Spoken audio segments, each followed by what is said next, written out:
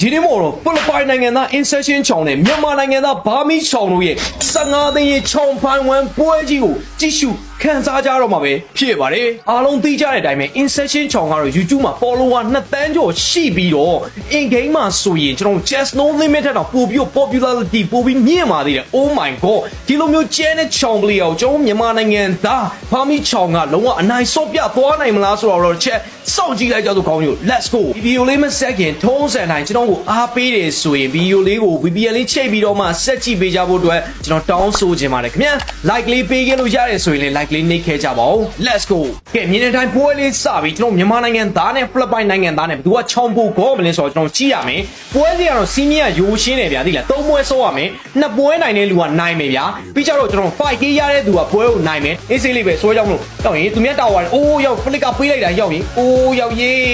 အမားတကွက်ကခံလိုက်ရပြီကောင်းကြီးဆိုတော့ကျွန်တော် 1k စောစောစီစီပေးထားရတယ်ပေါ့နော်ဆိုတော့15သိန်းဆိုတာလည်းမနှဲတဲ့ထဲမှာပါတယ်ဒါပေမဲ့လည်းညောင်း okay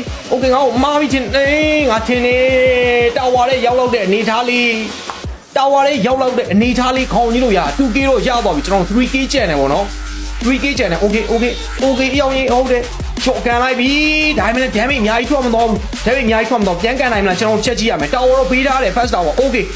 ဒါပေမဲ့လည်းကျွန်တော်ဘာမီချောင်းကန်တာပို့ပြီးတော့ damage ထွက်တယ်ပေါ့နော်ဆိုတော့ damage ထွက်အောင်ကန်နိုင်တဲ့သူကတော့ဆရာကြမှာပဲဒါကတော့အသေးစိတ် detail လေးနဲ့ဆိုင်သွားပြီ macro တွေ micro တွေဘာတွေညာတွေတာရကတွေအဓိက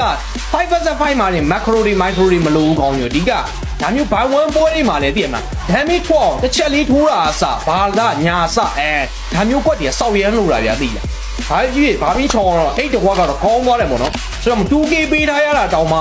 1k ပြန်ယူနိုင်နေဆိုမစိုးတာဘူးဒါပေမဲ့ကျွန်တော်ဆက်တော့စောင့်ကြည့်ရမယ် okay သူများတာဝါရှိမှာနော်ငါကော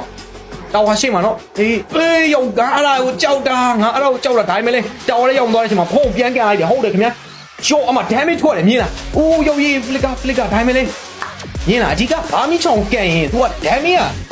က insertion ကန်တာတဲ့ပို့ပြီးထွက်တယ်ဆိုတော့ခံစားချက်ကိုရတယ်ဗျာသိလားဒီအေးကြတယ် oh my god ဟုတ်တယ်ဗျာသူများတာဝါထဲမှာကန်နေလိုက်ပြီဒါပေမဲ့လေပြတ်ပါမလားပြတ်တယ်ဗျာရောက်ရေး 2k ပေးထားတော့ပြန်ပြီးတော့ဟဲပြနေကြိုက်တယ်ကွာ